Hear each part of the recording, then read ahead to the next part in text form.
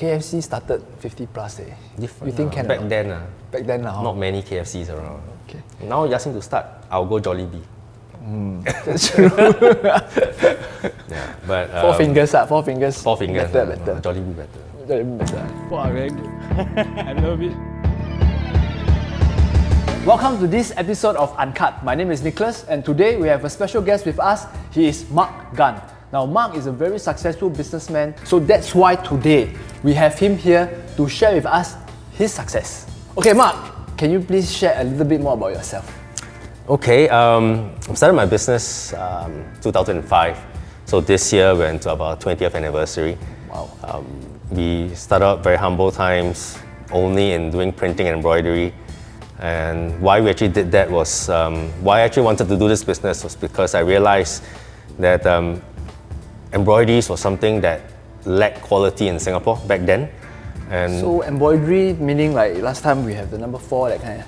Yeah, exactly. You know, our number 4, our number tags, our name tags, our division and battalion badges. IBBT gold, that kind of... All those kinds. So those are quite cui, right, back then? Back then, quality wasn't there. So people always use silk screen. And I had this thing about embroidery. I like the quality. I like how the thread brings out the beautiful, the finesse of the design, the logo.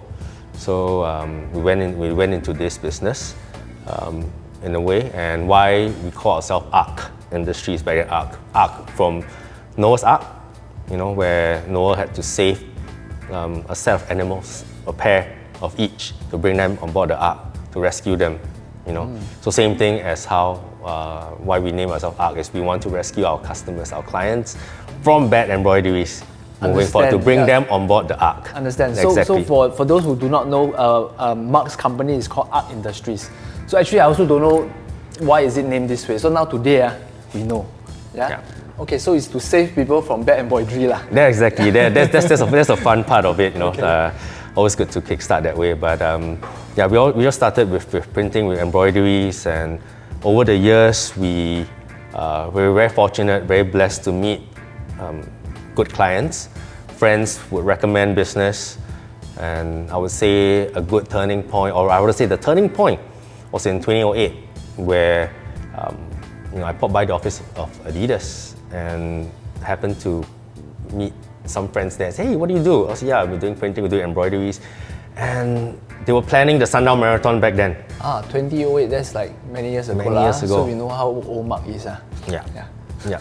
And it was Sundown Marathon. I said, hey, we're just looking for a printer to help us print of our singlets and finisher tees. But it's going to be a rush job because, you know, the singlets were all coming in like just only. So I said, okay, let's do it. You know? So would you say that was the beginning of when companies started to do marathons, and you were the first few to be printing for them? That's right. So we weren't the only ones, you know, but we were the first few, and we had good support from event organizers. So we worked closely with a couple of organizers. We printed the race tees, we printed like finisher tees for the organizers, for the volunteers, and so forth. So that was what we did quite a lot in the leading up to about 2010. I think I have a lot of those t-shirts because I don't look like it, but I used to run marathons. So I think most of the t-shirts that I got from the organizers were made by you. Very likely, right? Yes. Okay, well, that's impressive. Yeah. And then slowly we move on. Also through Adidas, the brand, we started to distribute their brand. We started to handle clients more. So printing and embroidery became a more of support, you know, to support the main business. So we started distributing more apparels. So we had started with Adidas, and then 2014 we had Under Armour, and then a couple more brands after that. So on hand now we have about 9 brands that we distribute on a corporate level. So all the branded brands are? All the branded brands, yeah. Wow, that's great. Yeah. So can you give me some? No problem. Just kind of take. Okay. Take you over for it. Yeah. Okay. Yeah, anytime. So I think what we did with our embroideries, because we focus on quality, it complemented the distribution business, because for the brands, they have that requirement that, you know, the quality of the embroidery has to be good to match the apparel Yeah, so that's how we started the business, and then from then on, we branched out into various departments in the company. So now we have like five different facets where we have design team. We do developments and designs for brands. So we create the concepts, they will go and produce. We have done corporate identities, where we create their logos, the whole new profile of the company. And then of course we have the printing and embroidery, and then we have the distribution arm. And lastly is our caps distribution. Yeah, so FlexFit caps, Yopong caps, one of the best caps manufactured in the world. Yes. And we distribute It's a that. Korean brand, right? Yes, it's a Korean brand. Yeah, Now K-pop is very in, so must buy the Yupong caps. Yes. Yeah, I'm going to the office to take some. Yeah. The name doesn't sound as sexy as some other cap brands, but the quality stands out. I'm sure. Yeah. Okay, great. So would you say that, let's say if someone wants to create a brand, you are also able to do it for them? We can do that. We can do it. We have a team to support that, to advise them. We can create the designs for them and as well produce it, or if they have their own designs, they can work with us and we can make it into reality for them. So you started out doing business to business, Yeah. and then now you're also doing business to B2C, business to consumers. Yeah, B2C not as much. We still focus, I would say 90%, 95% of our business is still B2B. Okay, Yeah, so we try not to go towards B2C at the moment. understand. Yeah.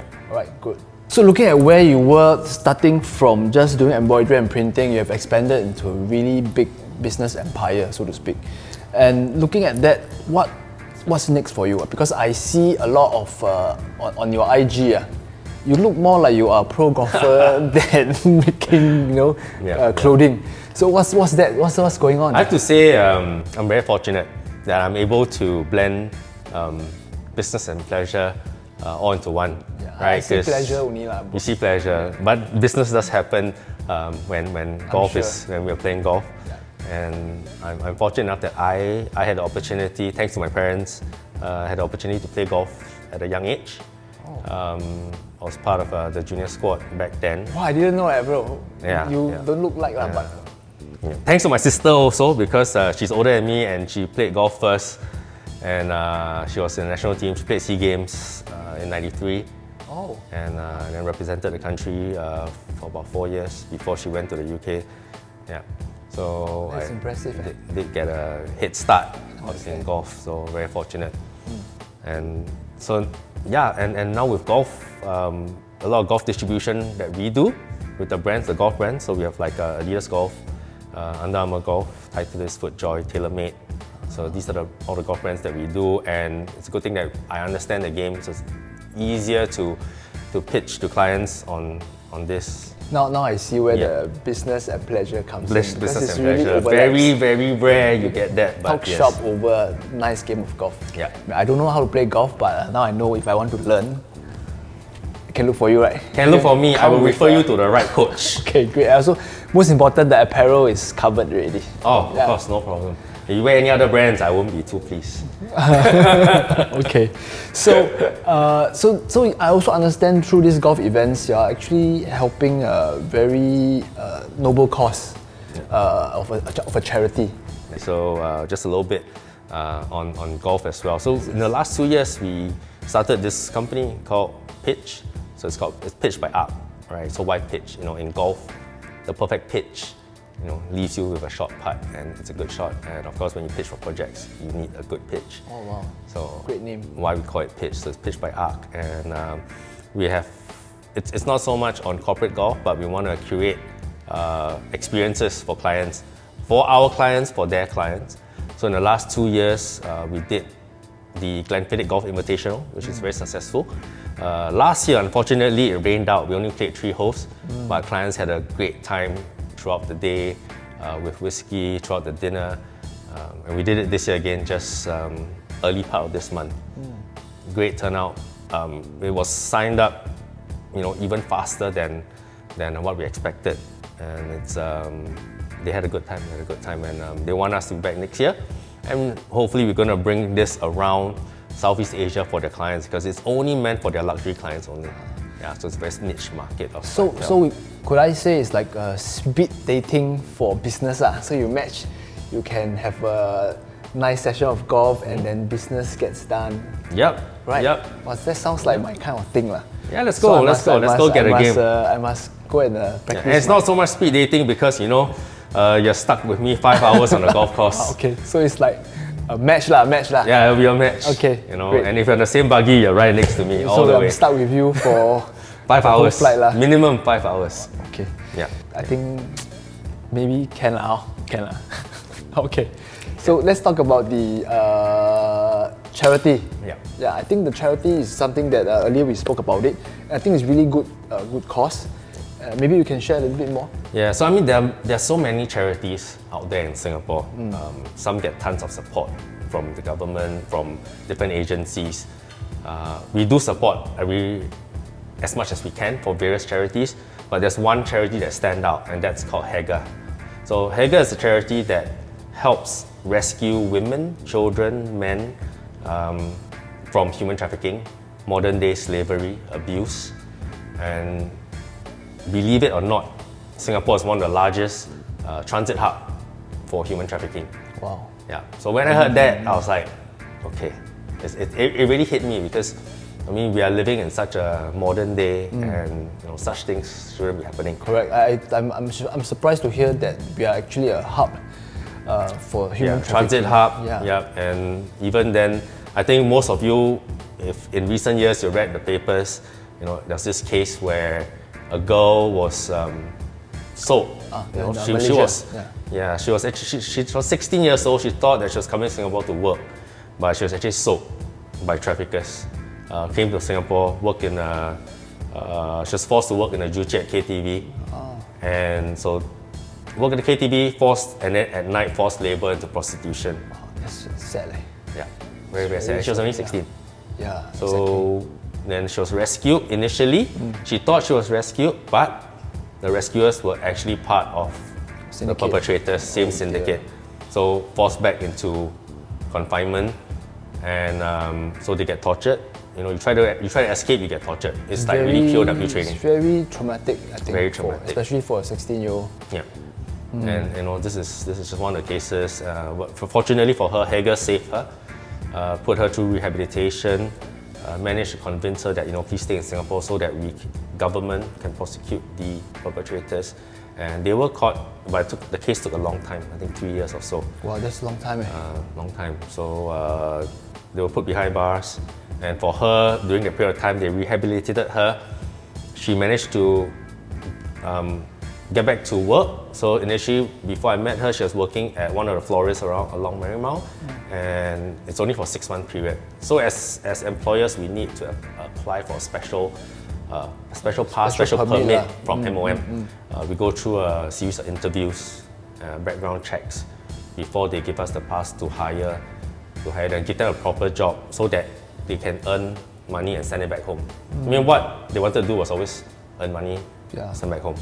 So there's so many of them. This is just one case. So these kids are being kidnapped, or are they being sold by their parents, or like what? How did this start? Both ways. Because the supply and demand must be there, right? Correct. I ask you a question, right? Yeah. So just I think 2 years ago in I remember was it in Nepal, there was an earthquake.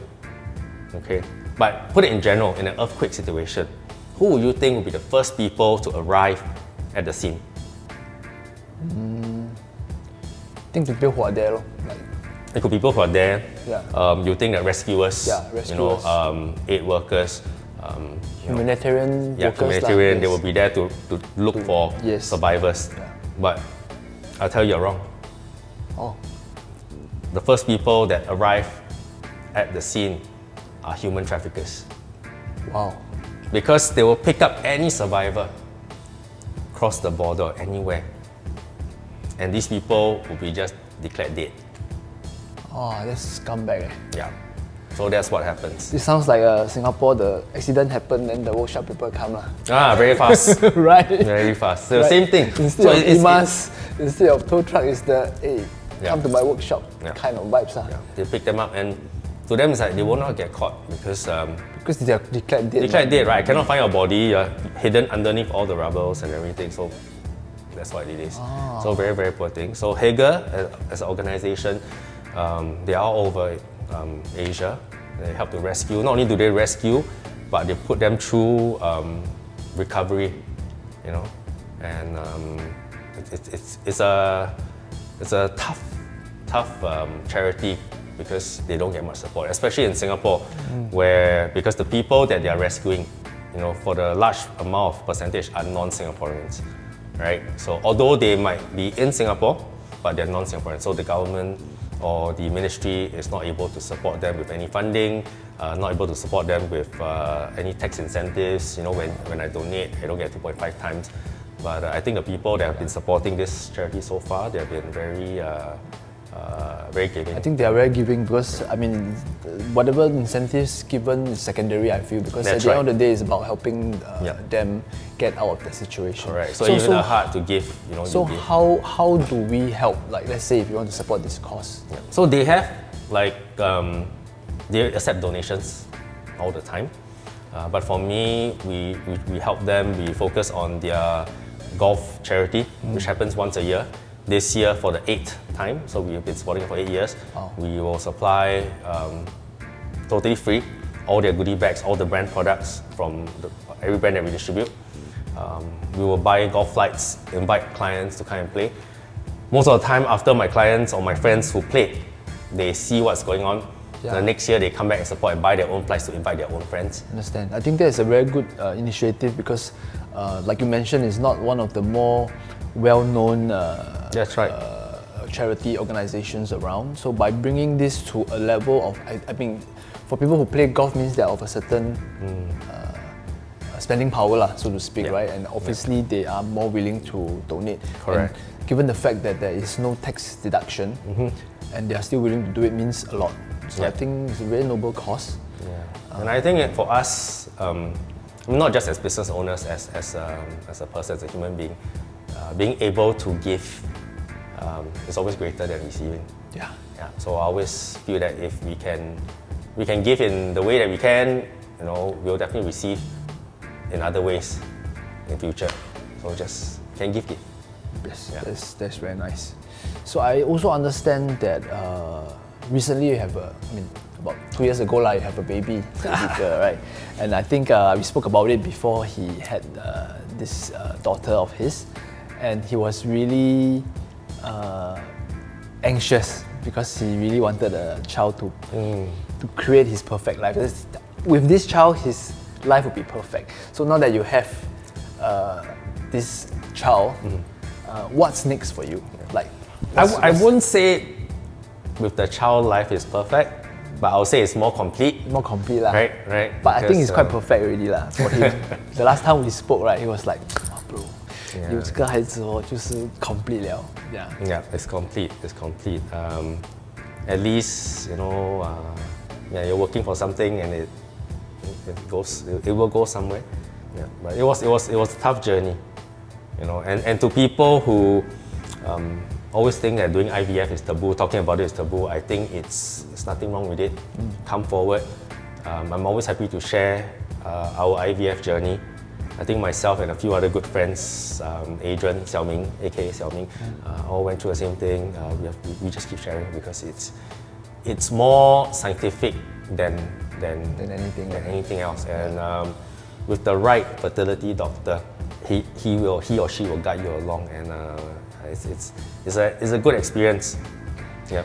This is not a paid endorsement, so but if you really need to find out how Marc went through the journey, I think we can always DM us and let him point you in the right direction. Yes. Okay. I mean, it's not guaranteed 100%. Yeah.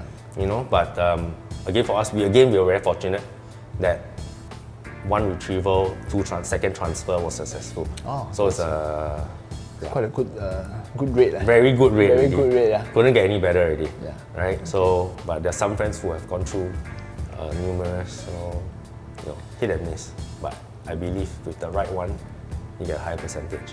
Okay. Yeah. Good. So I think we are all quite blessed to be able to stay in Singapore. I mean, hearing your story of human trafficking and things like that. Do you think this day and date, Singapore is getting too expensive to stay, to live in. It is getting expensive, but if you go to the right places, or you can still find, I wouldn't say find a bargain, but there will be the right product for you. If you want to have a 350 meal, there's still a 350 meal available. There's still Cai Fan, there's still chicken rice, there's still ban mian available. If you need your daily dose of fruits, just go to the supermarket, that kind of thing. It's not about always dining out at what you see on Instagram is not what life should be, because people just like to take it for the gram. But to survive and to have some savings, I think it's still livable, it's still possible. To have your own home, I think we have one of the best systems in the world, where we start off living in HDB and prices will always be affordable and available for you to get one, to own one. Nowhere else in the world does the government provide such housing. Again, not paid. I went through the system, started off with HDB, so I understand how it is. Yeah. Oh, so you actually went through HDB. So I know where you stay now.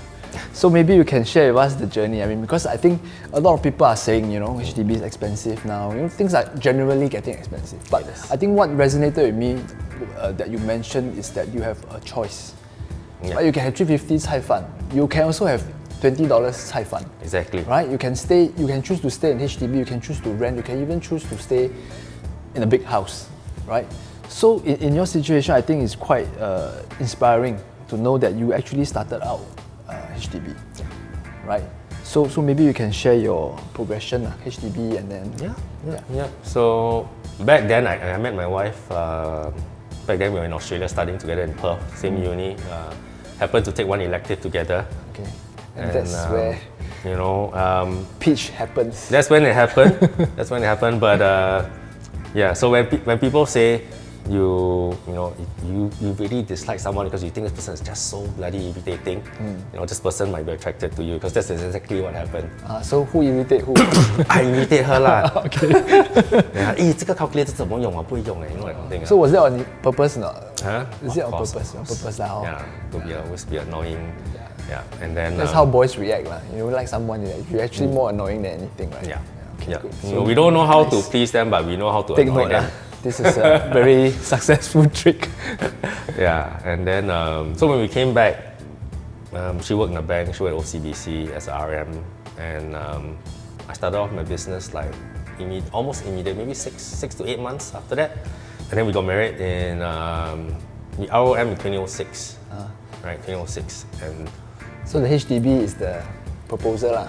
yeah, I'm the typical 要不要买家？OK， 我们去 RM. That kind. So, yeah. But back then also, it's like prices were still relatively low. It's low because on hindsight, back in 2006. But even back then also, I know the price because I bought resale. Bishan. Bishan resale. It's expensive. Back then people say, wow, you buy 4-room flat 这样贵. I say, yeah, I know, but I like the layout. I like the size. You never find a 115 square meters 4-room flat, bigger. 4A. Yeah. And bigger than some 5-room, yes. bigger than Sengkang 5-room. Yes. So I say it's Bishan, and I know Bishan well. It's convenient. You always say you're a Bishan boy. I was a Bishan boy. I grew up in Bishan. I grew up in this whole area. I was when my parents gave birth to me, I was in Upper Thomson. Grew up in Bishan. Bought my flat in Bishan. Everything about HDB is always affordable. Your conservancy is cheap. Government will always take care of you, and they'll never chase you out. So we just dump whatever savings that we had to make that 10%. Because that was the minimum, 10%. And so that even we didn't manage to, when we calculated, wow, short of 2,000, how? Speak to the owner, do you mind? Just reduce a little bit. So I think he wanted 318, we offered like 312, to make up. So we really show hand, everything in to get the flat. And then just left with a little bit more to to renovate. To renovate. Yeah, because he was the second owner. Yeah, and he came back from Australia just to sell the flat because he's not staying there anymore. He's staying in Australia, so he migrated already. So he came back. After that, the flat was rented out. So you know when you rent out a flat and you're not in Singapore, The condition is terrible lah, cui lah. Cui. Yeah. Toilet bowl is white but not white. Yeah. Yeah. Off-white lah. Off-white. Off brown. Yeah, so we had to do that. We kind of gutted the whole house, reconstructed. But back then also, we were very blessed to meet a good contractor. 40,000 settled the whole house. Wow. Like full, 敲到完. Yeah, but at 300 over 1,000, 40K renovation, I think 2006 is a good year to buy a house. Very fortunate back then, very fortunate. So we lived there for 10 years. We lived there for 10 years and then, a lot of people say, hey, you can buy condo already, ma. Why you don't want to buy? To me, if I had a choice, if I want to buy a condo, I'd rather stay HDB.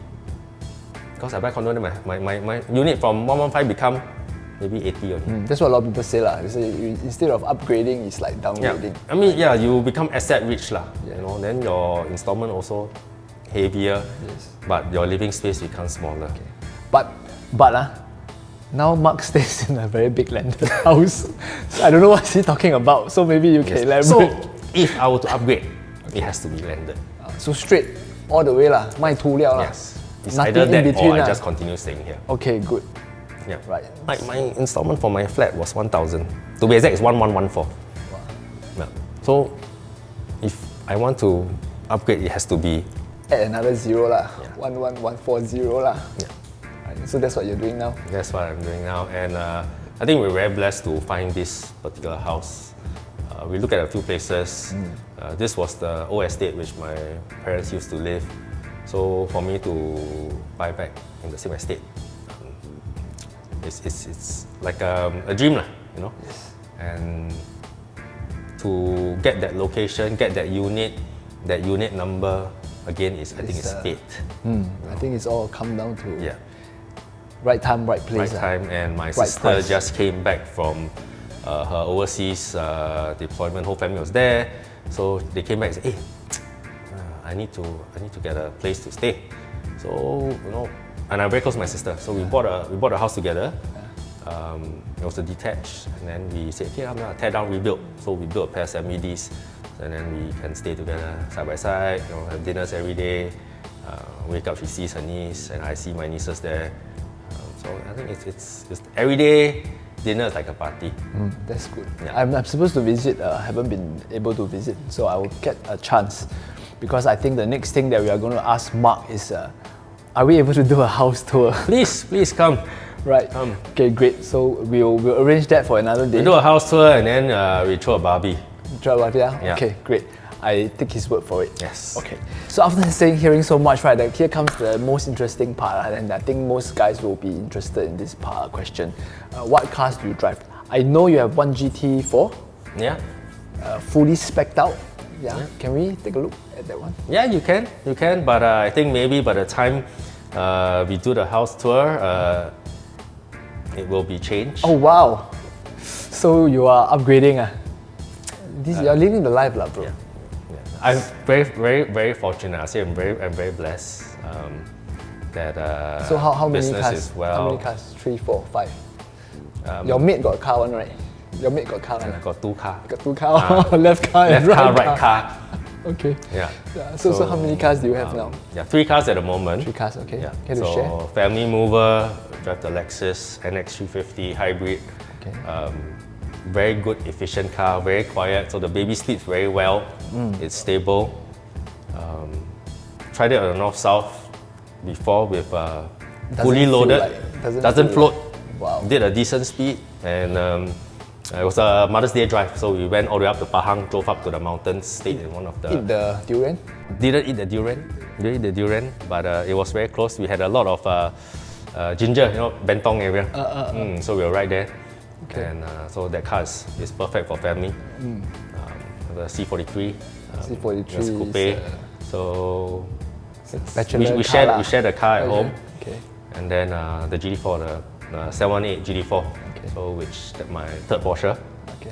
Yeah, so I went through 3 different Caymans, from the 987 Cayman R, the 981 Cayman S, and then now the 718, or called the 982 Cayman GD4. If you need a driver, you can always call me, bro.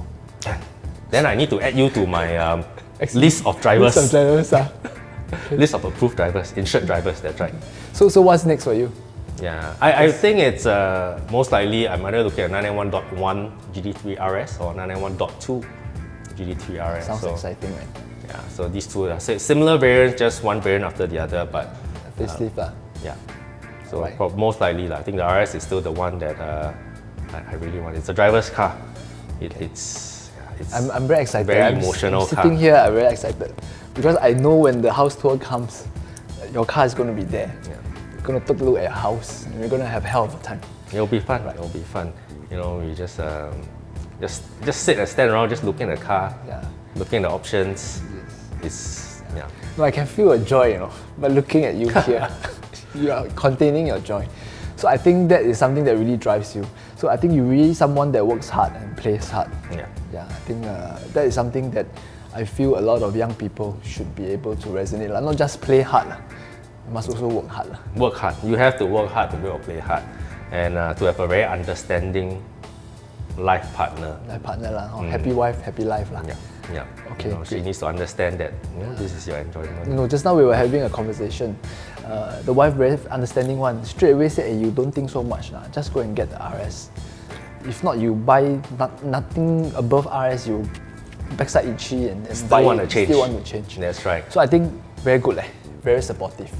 Yeah. So next question is, I think a lot of people are also wondering, right? You're living the life, right? So what else awaits you? Like, what's your next retirement? I think you're ready for retirement. Golf, I wish I'm ready for retirement. Nice house. What else are you looking forward to now? Well, I mean, the business is stable. The business is good, but there's always room to grow, and we do have some growth ideas that we are working on, and this will kind of take us a little bit more global around the region. So that's what we're working on. So if anyone, shout out, want to look for a company to invest, talk to Nicholas, come to me. I get a broker fee. Off. Oh, okay, steady. So please, if you want to invest in a company that is very high growth, can stay landed within 10 years, you know who to look for. Okay. Come speak to me. Right. Okay. So that's the business part we're growing. I won't share too much into it because we're still in the planning stages, right? Yeah, we'll keep it a secret first. So if you want to know more, really just look for me or him. Look for me. Then I get the call. Can. Yeah. Okay. And so that's the part. But I believe moving forward, hopefully by another 4 or 5 years, I want to focus even more on charity work. Okay. Yeah, I want to dedicate my time to charities. It might not be just one; it could be a few in different ones. Even if they want me to sit on the board, of the charities to help them, something that I want to do. Yeah, I think I like the idea of being successful in your business and in life. Now you are spending more time building a charitable cause and giving back. I think that's something that is very inspiring. Thank you. I think I will do that once I become successful. You are successful in your own way. So I will try to do that. I will join you in your charitable causes. But this is a question that I think it's not scripted. I want to ask you if you have done anything not so legal. Not so legal. Yes. In building your business. In business, don't have. Don't have. Oh, so in business is I always believe it has to be. It's either black or white. There's no gray, right? In business, especially in Singapore. In life, yes, of course. Before work, before when we were kids, you do a lot of stupid things. Yeah, but in business, I think it's 黑就是黑，白就是白。You don't want to be bitten in your ass one day. Someone because that thing will come back that thing will come back right? on you. Yes. And then you get stuck, and then you get deeper. It's always in the movies, right? Yes. Yeah. And in movies, it's always because someone experienced it and put it in script. Yes. Yeah. It will always come back because 纸是包不住火的嘛, right? Correct. Okay, good. I think that's a very respectable part of you in terms of not just not doing life hacks, so to speak, right? And also giving back to the society. Right. So I think then the last thing would be to ask you, what have you got to share with young people that is, either going through some struggles or challenges, or even just wanting to start their own business? What is your advice? I mean, my advice used to be don't start lah, because it's gonna be very tough. But I think hearing from you would really have a different perspective. Yeah, I think if you have a sound plan these days, right, for business, then I would say do it. Because if you're young, you have nothing to lose. You don't start a business at 50. But KFC started 50 plus. Different. You think can back then, back then not many KFCs around. Okay. Now you ask me to start, I'll go Jollibee. That's true. Yeah, but Four fingers. Four fingers. Better. Jollibee better. Jollibee better. Okay. But what's his name? Alibaba. Oh, Jack Ma, right? Yeah. So he had this little video which I saved it on my phone, and Pitching to his friends, right? yeah, talking to his one? friends about age. Yes. Like at 20, in your 20s, you should try as many things as possible. Whether is it business, whether is it being employed, but you just expose yourself to as much stuff as But possible. not illegal stuff lah. But not illegal stuff, of course. In your 30s, you can still expose yourself to different things, but you should roughly know Yeah. what you want. I seen that video. I saw the really video. stand by you. And I like it. I saved the video, I put it under my favorites, so every night I was, Yeah, it's a reminder. it's a reminder, and to your 40s and to your 50s. Yes. And I think that is really your life cycle. Yes. So, for their age, you want to chiong, you chiong. You can chiong as a business owner, you can chiong as a career progression. because it's still you being what you want to do best, and do something that you like. If it can coincide work and pleasure, all the better. Some people, they love numbers. They look at charts, they enjoy it. Not me, but yeah. So that is your analyst. That is your calling, in a Correct. way, yeah. You become an analyst, and to them that's work and pleasure. I look at the chart look at me. Then Say you come to the wrong house. Okay. Yeah. So do what you like, if possible. Yeah. Okay, good. And with that, I think really, I thank you for your time Thank you. today, spending your time with us today, sharing your story, your causes, and of course, I think the house tour and the car tour that's going to come soon. So thank you. Anything you want to say to the viewers? No, just Before we go. thank you for watching, thank you for listening, and do stay tuned for more sessions of Uncut. Right. Okay. Thank you. Thank you, Mark. Thank you. Okay, bye-bye.